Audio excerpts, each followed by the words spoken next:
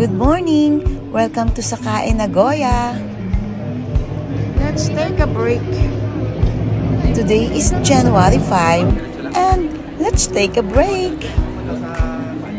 Kasama namin ngayon ni Happy, si Hiro and Donna dito sa Nagoya.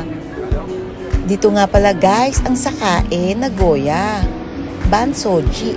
Dito ang maraming mabibili, lalo na ang mga tourist at saka yung mga nakatira dito sa Nagoya, Japan.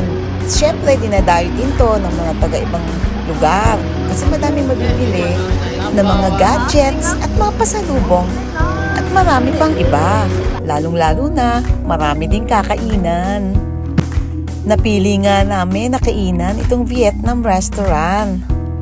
Paborito ko talaga ang Vietnam food kasi very healthy na and ang sarap pa.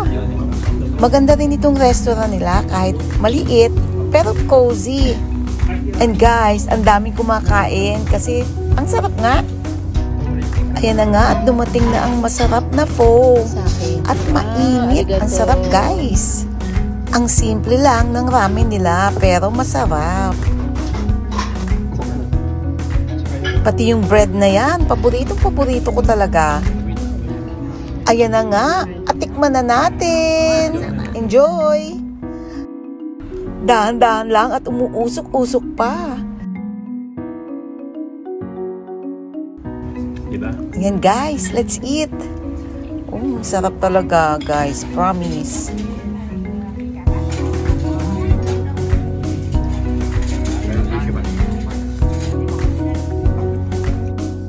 Ayan guys, at galit-galit muna kami ha. Kain tayo. Enjoy!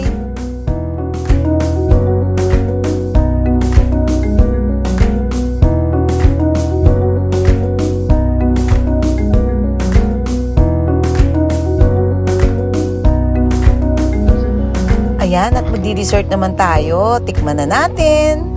Yan nga pala yung coconut milk. May durian, jelly, at iba pang mixed fruits na nakasahog. Ang sarap din guys.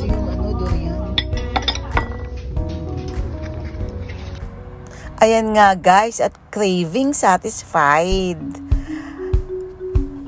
And for sure, kakain ulit kami ng Vietnam food. Yun lang guys.